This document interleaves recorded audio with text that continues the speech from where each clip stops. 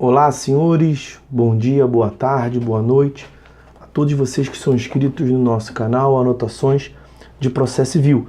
Se você ainda não é, basta clicar no ícone do livro que fica aqui embaixo.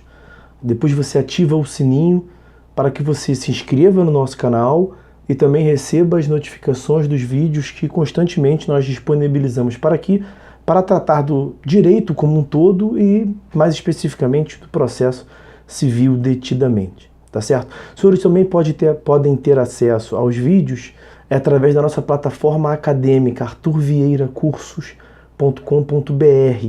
Lá nessa plataforma acadêmica nós disponibilizamos aulas, cursos, inclusive com materiais, inclusive com a emissão de certificados. Então, se não conhecem, deem um pulinho lá, está em fase de construção, mas está ficando bem legal. arturvieiracursos.com.br. Esse Arthur não tem H, tá? arturvieiracursos.com.br sem H. No vídeo de hoje nós vamos complementar a análise dos requisitos da petição inicial. Nós tivemos um vídeo introdutório sobre a petição inicial. No vídeo anterior nós falamos sobre o inciso 1º e o inciso 2º do artigo 319, a indicação do juízo competente, a qualificação das partes. No vídeo de hoje nós falaremos do inciso 3º e seguinte. Eu vou até falar do inciso 3º, vou pular o inciso 4º, que ele é mais extenso. Então falaremos do inciso 3º, depois falaremos do inciso 5º, 6º e vou deixar o inciso 4º para que a gente venha tratar mais detidamente num próximo vídeo e a gente fecha num outro vídeo a análise da petição inicial. Então vamos sem mais delongas ao artigo 319, inciso 3º. A petição inicial indicará, inciso 3º, o fato e os fundamentos jurídicos do pedido. Fatos e fundamentos jurídicos do pedido. Vamos lá, o que significa fatos e fundamentos jurídicos do pedido? É a causa de pedir, tá? A causa de pedir, formado pela, diz o inciso 3º, fato e fundamentos jurídicos. Bom, no que consiste a causa de pedir, senhores? A causa de pedir, ela é, vamos assim dizer, o porquê do processo. O nome já indica, né? É a causa que te leva a pedir. Se nós formos parar para pensar, os elementos da demanda são partes, causa de pedir e pedido. Aliás, eu vou até, já posso adiantar, eu ia falar no próximo vídeo, mas já posso falar. Os incisos mais importantes da petição inicial, sem sombra de dúvidas, são o inciso 2º, 3º e 4º. Porque eles tratam dos requisitos que compõem a espinha dorsal da petição inicial, uma vez que eles permitem a identificação da demanda. Os elementos identificadores da demanda são as partes, inciso 2º, causa de pedir, inciso 3º, e o pedido, inciso 4º. E aí demanda é sinônimo de pedido, né? Até etimologicamente, semanticamente. Demandar significa pedir. E, na verdade, todo o processo civil ele vai girar em torno do pedido. Por isso que nós vamos deixar o inciso 4º, que trata sobre o pedido, para o próximo vídeo, para tratar só do pedido. Então nós temos as partes, uma demandante e uma demandada. Uma que formula o pedido e uma contra a qual se pede. Uma que pede e uma contra quem se pede. Nós temos uma causa de pedir, nós temos o motivo do pedido e temos propriamente o pedido. Então veja que o processo civil como um todo ele vai se estruturar em torno do pedido, tanto que o instituto essencial chama-se demanda. E demanda significa pedir. Quando você demanda algo, quando o seu chefe lhe demanda uma providência, o que ele está fazendo? Ele está lhe pedindo uma providência, tá certo? Semanticamente, demandar significa pedir. Bom, então causa de pedir é o porquê do processo, é o motivo, a causa que te leva a pedir. Vamos aprofundar um pouco a análise aqui sobre a causa de pedir. Bom, diz o dispositivo que a causa de pedir é composta pelo fato e pelos fundamentos jurídicos. Será que é isso mesmo? Será? A causa de pedir incide sobre o quê? A causa de pedir no nosso ordenamento jurídico, senhores, ela incide exclusivamente sobre os fatos. A causa de pedir no sistema processual brasileiro, ela incide exclusivamente sobre os fatos e não sobre a fundamentação jurídica. Vejam, a título de exemplo, o que consta dos enunciados, mais precisamente, do enunciado de número 282, enunciado de número... É o 282? Não, é o 281. 281 do FPPC. FPPC é o Fórum Permanente de Processualistas Civis, um compêndio, uma série de enunciados doutrinários para a adequada interpretação do CPC. O enunciado 281 assim dispõe: a indicação do dispositivo legal não é requisito da petição inicial e, uma vez existente, não vincula o órgão julgador. Fatos e fundamentação jurídica. Na verdade, você não precisa, não é essencial a qualificação jurídica, a fundamentação jurídica. Não é que você não possa fazer. Aliás, é aconselhável que se faça, é indicável que se faça. Só que isso não é um requisito da petição inicial. Isso não é essencial à petição inicial. É porque no nosso ordenamento jurídico, nós adotamos a teoria que se chama teoria da substanciação. Eu já vou adiante tratar da distinção dessa teoria. Tem a teoria da substanciação e a teoria da individuação. Vou fazer uma distinção entre elas. Eu quero antes voltar. O dispositivo ele fala que a parte tem que indicar os fatos e a fundamentação jurídica, quando na verdade o requisito por excelência da petição inicial é a indicação dos fatos. E aí nós temos dois aforismas romanos que desde sempre no ordenamento jurídico como o nosso de civil law já vão indicar como que significa, como que se trata essa relação da causa de pedir. O primeiro aforisma romano que eu queria tratar com os senhores é aquele do iuria novit curia. Iuria novit curia. O que significa o iuria novit curia? A corte conhece o direito. Então não é essencial que a parte apresente o direito, a qualificação jurídica. A corte já conhece o direito. Iuria novit curia. Nós temos ainda um outro aforisma romano de suma importância. Da mihi facto dabot ius. O que significa da mihi facto dabot ius? Me dê os fatos que eu lhe dou o direito. Me dê os fatos que eu lhe dou o direito. Me diga o que aconteceu, que eu lhe dou a solução jurídica. Então, o que é requisito essencialmente da petição inicial é que a parte apresente ao juízo os fatos. As partes têm que municiar o juízo sobre os fatos. Tanto que a prova, a produção probatória, a instrução probatória vai incidir sobre as alegações de fato. E não sobre a alegação de direito, sobre as alegações de fato. Tá certo? Bom, eu dizia que o nosso ordenamento jurídico ele adotou a tal da teoria da substanciação. É verdade. E o que é essa teoria da substanciação? Senhores, a teoria da substanciação, ela se contrapõe à teoria da individuação. Qual é a distinção entre a teoria da substanciação, que nós adotamos, e a teoria da individuação, que nós não adotamos? A França, por exemplo, adota.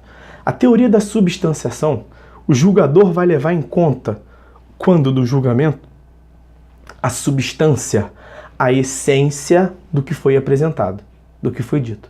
Enquanto que na teoria da individuação, o julgador vai levar em conta a individualização, a qualificação, a individuação jurídica que a parte tenha feito. Então você imagina a seguinte situação esdrúxula.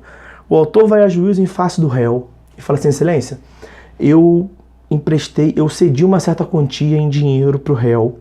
Ficou pactuado que no mês passado ele me devolveria essa certa quantia, ainda remunerada com um jurozinhos pequeno. Quando do vencimento ele não me pagou, eu lhe procurei de forma amigável, ele até fez o esforço lá para pagar, não conseguiu. E aí, por conta desse inadimplemento, não temos tratativas mais do ponto de vista amigável, administrativo, eu estou procurando a via jurisdicional. E aí eu estou formulando pedido. Como isso se trata, obviamente, está saltando aos olhos que isso é uma doação, eu peço, portanto, que o senhor venha condenar o réu a me devolver o dinheiro. Sendo teoria da individuação, como é que o juiz ia julgar? Julgo improcedente o pedido, porque você chamou de doação, filho. E a doação não lhe dá o direito a receber a quantia. Se você falou que é doação, então eu vou partir do pressuposto que é doação, e uma vez doado, deu, tá dado. Já era. Não tem direito à indenização. Julgo improcedente o pedido. Você doou, Você falou que o tempo todo você me induziu a acreditar que era mútuo, que você tinha emprestado, mas você qualificou como doação. Então, se você, que é o principal interessado, está chamando de doação, doação vou julgar com base na doação. Não é esse sistema que nós adotamos. Nós adotamos o sistema da substanciação. A parte qualificou equivocadamente. O tempo todo ela tratou como mútuo, ela produziu provas que era mútuo. O juiz vai julgar com base em quê? A substância, o conteúdo, a essência. Ele vai julgar com base em mútuo. E uma vez provado, ele vai julgar procedente o pedido para condenar o réu à restituição da quantia em dinheiro. Então veja que repercussões práticas relevantíssimas, da maior importância e magnitude dessas teorias, tá certo? O nosso ordenamento, ele está situado, ele aplica a teoria da substanciação. Então, em tese, é mais fácil ser advogado por aqui, né? Você não tem, assim, tanto risco, tantos ônus. Você tem que indicar bem os fatos e, se você fizer alguma besteira, o juiz pode lhe salvar. Claro que eu não estou induzindo ninguém a fazer isso, né, senhores? É claro que você tem que qualificar juridicamente, com bastante fundamento, que quanto mais você fizer isso, mais chance você tem de ganhar. Mas o que eu quero dizer para os senhores é o seguinte, não é requisito da petição inicial. O juiz não pode indeferir sua petição inicial, tá certo? Bom, ainda sobre a causa de pedir, porque ela é muito importante.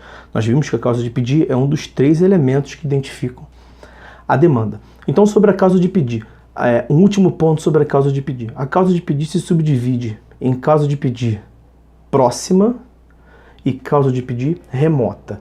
Causa de pedir próxima e causa de pedir remota. Ela é próxima ou ela é remota, distante em relação ao quê? Em relação à petição inicial. Essa relação de proximidade e de distância é dos fatos, né? Porque a causa de pedir incide sobre os fatos em comparação com a propositura da petição inicial. Quer ver? Vamos ficar nesse exemplo do mútuo. Você vai a juízo dizendo que você emprestou o dinheiro.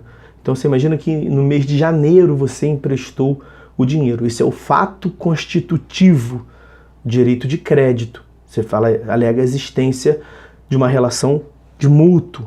Então o fato constitutivo é o direito, a relação de crédito. Então isso é a causa de pedir remota, aquela que está mais distante em relação à petição inicial.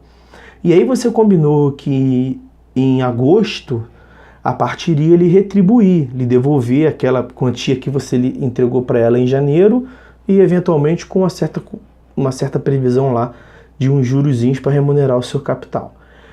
Ocorrendo o inadimplemento, surge, portanto, o seu interesse de agir. E veja que o interesse de agir ele está mais próximo da petição inicial. Então veja que o inadimplemento se deu em agosto, a distribuição da petição inicial se deu em setembro. A relação de crédito surgiu em janeiro, o inadimplemento se deu em agosto, a petição inicial foi distribuída em janeiro. Causa de pedir próxima, o inadimplemento, o interesse de agir, o que faz surgir a necessidade da intervenção jurisdicional. Essa é a causa de pedir próxima. E causa de pedir remota, aquela que está mais distante, o fato constitutivo do direito. Então qual é a causa de pedir remota? Fato constitutivo do direito. Qual é a causa de pedir próxima? O interesse de agir. Isso em relação a toda e qualquer demanda é assim.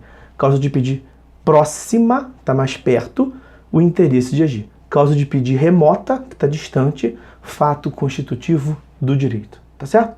Essas foram as considerações sobre a causa de pedir. Veja que tem bastante coisa relacionada à causa de pedir. Como eu lhes disse, nós vamos pular o inciso 4º. Vamos pular o inciso 4º, tá? Deixar o inciso 4º para um próximo vídeo.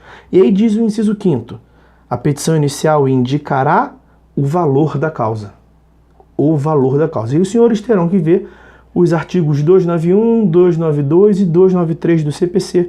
Não tem muito o que falar por aqui, basta uma mera leitura. O título 5º se chama do valor da causa. Ele é composto exclusivamente por esses 3 dispositivos. 291, 292 e 293. Quer ver? O 291 diz assim: a toda causa será atribuído o valor certo, ainda que não tenha conteúdo econômico imediatamente aferível. O artigo 292 tem uma tabelinha, um rol de como é que você vai calcular, uma mera leitura ajuda. Eu destacaria para vocês o que consta do inciso 5º, 292, inciso 5º. Na ação indenizatória, o valor da causa é o valor pretendido. E aí qual a novidade que veio com o Código de 2015? Inclusive na demanda de dano moral, né? Então, indenização por dano material, você está pedindo 5 mil de dano material, qual é o valor da causa? 5 mil. E se você está pedindo dano moral, como é que se fazia muito antigamente? Dano moral a ser fixado pelo prudente arbítrio de Vossa Excelência. Eu nunca entendi como é que pode ser como é que o juiz pode ter um arbítrio que seja prudente. Prudência e arbítrio na mesma frase, eu nunca entendi. Mas enfim, não pode mais acontecer isso no novo código, no sistema formado a partir do Código de 2015. A parte tem que quantificar o quanto ela quer de dano moral, tá certo? 292, inciso 5º. Então, quanto ao artigo 319, inciso 5º, era isso, o valor da causa. Inciso 6º, a petição inicial indicará as provas com que o autor pretende demonstrar a verdade dos fatos alegados. Então, na petição inicial, em tese, o autor tem que indicar as provas que pretende produzir. Na contestação, o réu vai ter que indicar também as provas que pretende produzir. O que acontece é o seguinte, senhores, nós veremos, num outro vídeo a respeito das provas, que não se produz prova sobre, em primeiro lugar, fato incontroverso. Como é que o autor, na petição inicial, vai saber quais fatos serão ou não controvertidos pelo réu? Porque para que um fato não seja incontroverso, é necessário que o réu tenha controvertido. E o réu só vai controverter na contestação. E é claro que o autor na petição inicial ainda não sabe. Então, veja, esse 319, inciso 6º, ele é um requisito mais ou menos. Por isso que tem aquela fórmula que todo advogado usa, quem nunca usou, né? Protesta pela produção de todas as provas admissíveis em direito. É claro que as provas que você já sabe que você vai utilizar, as provas que você já detém, já possui, você tem que juntar na petição inicial. Uma questão até de boa-fé, de cooperação. Agora, você não sabe quais provas você vai ter que produzir sobre quais fatos, porque você não sabe quais fatos que o réu vai controverter. E, além disso, você não sabe também quais fatos que o juiz vai considerar relevante ou não. Que tem também um dispositivo que diz que não se produz prova sobre fato irrelevante. Então não se produz prova sobre fato incontroverso e o autor não sabe. Não se produz prova sobre fato irrelevante e o autor também não sabe o que vai ser controvertido e o que vai ser considerado relevante pelo juízo. Tá certo? O que vai ser controvertido pelo réu e o que vai ser considerado relevante pelo juízo. Beleza? Então é um requisito mais ou menos. E vem o artigo 319, inciso 7º, que é o último. É o último na relação, mas não é o último que nós veremos, né? Porque nós pulamos o inciso 4º. 319, inciso 7º. A petição inicial indicará, inciso 7º, a opção do autor pela realização ou não de audiência de conciliação ou de mediação. A audiência de conciliação ou de mediação está no artigo 334. Nós teremos um vídeo só para tratar dessa audiência de conciliação e mediação do artigo 334. O que eu quero basicamente tratar aqui com os senhores é o seguinte, também não é um requisito da petição inicial. Por que não é um requisito da petição inicial? Porque se você colocar, a petição inicial vai ser recebida. E se você não colocar, a petição inicial também vai ser recebida. A consequência não é um indeferimento. Aqui vai gerar uma consequência diretamente em relação à audiência de conciliação e mediação. É porque quando o autor, a chance que nós temos de não ter a audiência de conciliação e mediação, eu volto a dizer que nós veremos isso melhor adiante. Quem acompanha aqui sempre é só depois ver um vídeo que vai ser aqui postado sobre essa audiência de conciliação e mediação. Mas a audiência de conciliação e mediação, pelas regras do CPC, ela vai ocorrer sempre. É uma previsão da obrigatoriedade dessa audiência de conciliação e mediação.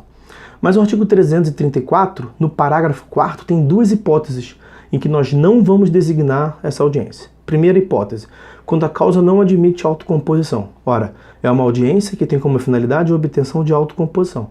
Se a causa não admite autocomposição, claro que não tem por que marcar a audiência.